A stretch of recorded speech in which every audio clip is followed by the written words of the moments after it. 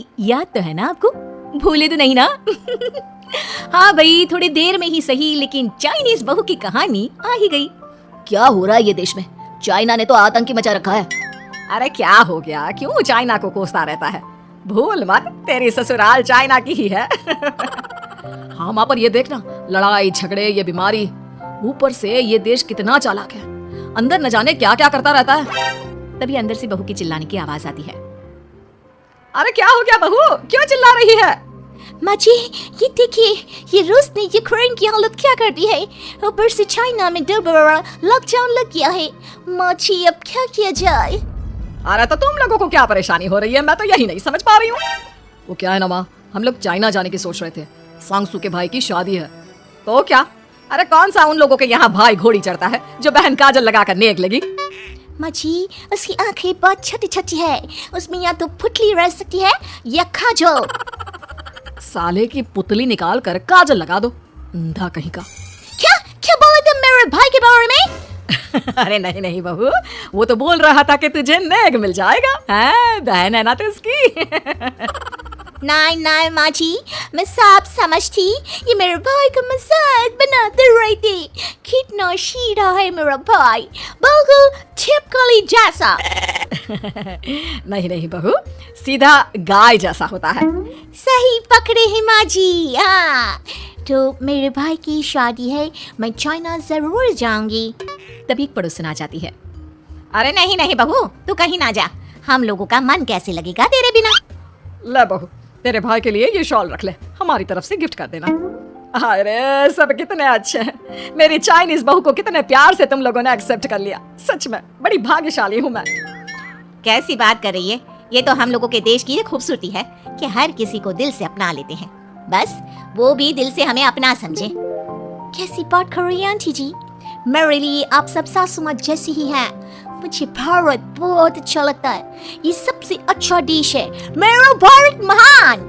वैसे भी लड़की की शादी जहाँ होती है वो तो वहीं की हो जाती है ना। जीती रे बहू, सही बोल रही है। औरत तो होती ही पानी की तरह है, जो जहाँ जैसे रखे वैसे ही शेप ले लेती है।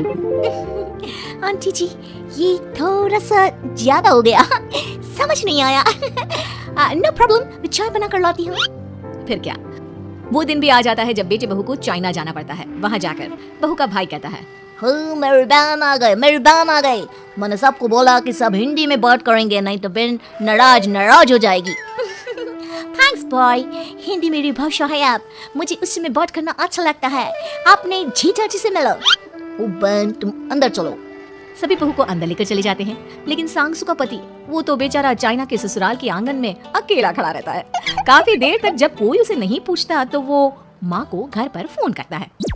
हाँ बेटा, पहुँच गए ना कुशल मंगल? हाँ माँ, लेकिन सांगसू पता नहीं कहाँ है, वो तो अंदर गई है तब से बाहर आई ही नहीं। अरे कैसे बात कर रहा है, तो तू अंदर चला जा, तू बाहर क्यों है? अरे दामाद है तू वहाँ का, उन लोगों ने तुझे बिठाया, चाय पानी कुछ नहीं पूछा? नहीं ना माँ। तभी सामने से सांगसू आती है।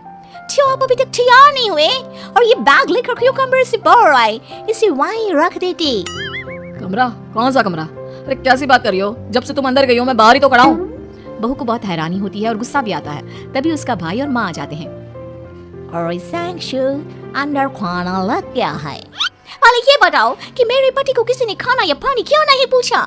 वो भारत से ससुराल पहली बार आया है, वो भी मेरे कहने पर। उनकी इज्जत क्यों नहीं की? देख बेटी, तूने जबरदस्ती जिद में शादी की थी तो हम लोगों ने कर दी, लेकिन अब तुम ये सोचो, पूरी चाइना में मैं इस इंडियन को अपना दामाद बताऊं? So sorry. हाँ सांगसू, और तुम भी चुप रहना, नहीं तो वो लोग मेरी शादी तोड़ देंगे।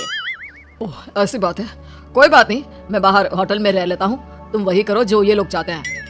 कैसी बात कर रहे हो? शादी के बाद पति जैसा भी हो, जो भी हो, पति होता है। वैसे भी तुम्हारे पूरे परिवार ने, सबने बिना सोचे मेरा साथ दिया, मुझे एक्सेप्ट किया, प्यार किया। मैं अपने देश में आपको अकेला कैसे छोड़ सकती हूँ? ये हिंदी फिल्म का ड्रामा बंद करो, मैं अब ये बर्दाश्त नहीं करूंगी। चुपचाप अंदर चलो, नहीं तो ये शादी वादी यहीं खत्म करके इसे अकेला ही इंडिया जाना पड़ेगा। कैसी बात कर रही हो माँ, ये मेरे पति हैं। नहीं था, हम लोगों ने यहाँ वकील को बुला लिया है, जिसके बाद अब तेरा तलाक करा के हम यहाँ के चाइनीज लड़के से तेरी शादी करा देंगे। अरे कैसी बात कर रहे हो, हम तो यहाँ तुम्हारी शादी के लिए आए थे। नहीं नहीं, मैं सांसू के बिना नहीं रह सकता हूँ। हाई वोल्टेज ड्रामा होने के बाद से ही सारा माहौल खराब हो जाता है कि तभी एक लड़की आती है। मैंने सारा इंतजाम कर दिया है। सांसू की शादी का मंडप परसों लग जाएगा। तब तक इसके पति को कमरे में बंद कर देते हैं। सभी सांसू के पति का हाथ बांधकर उसे कमरे में बंद कर देते हैं। ये क्या कानूनी है? हम लोग मेरे पति के साथ ऐसा नहीं कर सकते हैं। मैं किसी से शादी नहीं करूंगी, ये साफ बात है। पहले मैं अपनी शादी करूं, फिर तेरी भी शादी करवा दूंगा। सब कुछ तय हो जाता है। भाई की शादी हो जाती है। फिर वो दिन भी आ जाता है जब सांसू की शादी वो लोग जबरदस्ती करने के लिए उसे मंडप पर ले जाते हैं। ऐसा मत करो, ये मेरी बीवी है। मैं किसी से शादी नहीं करूंगी। कैसे नहीं करेगी शादी? शादी तो तेरा बाप भी करेगा। हो, मैं करूंगा शादी। प्लीज कोई मेरी शादी किसी अच्छा औरत से करवा दे। चुप, बिल्कुल चुप। फिर माँ सांसू और उसके पति से कहती है, तुम लोगों का बच्चा मेरी कैद में है। अगर तुम लोगों ने कोई भी होशियारी की तो मैं इस बच्चे को मार दूंगी। दोनों माँ का रूप देखकर हैरान हो जाते हैं। बच्चे की खातिर दोनों शांत हो जाते हैं और शादी की रस्में शुरू हो जाती है कि तभी सांसू की सास पुलिस के साथ आ जाती है। माँ, ससुर माँ आ गई, मेरी माँ आ गई। माँ प्लीज हम लोगों को बचाकर वापस ले चलो। पुलिस सभी को गिरफ्तार कर लेती है। बेटी के बच्चे को मारने की धमकी तो कोई चुड़ैल ही दे सकती है। अरे तो ये चुड़ैल ही तो है। ये सही बोल रहे हैं, ये औरत किसी चुड़ैल से कम नहीं है। तभी उन लोगों का बच्चा भी आकर सांसू के गले लग जाता है। माँ, तू सही समय पर आ गई, लेकिन तुझे कैसे पता चला कि यहाँ ये सब हो रहा है?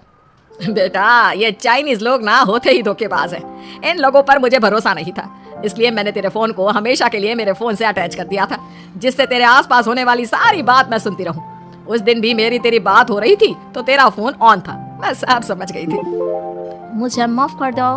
नहीं, बिल्कुल नहीं। चलिए माँ जी, इंडिया वापस चलते हैं। आज के बाद मैं यहाँ कभी नहीं आऊँ।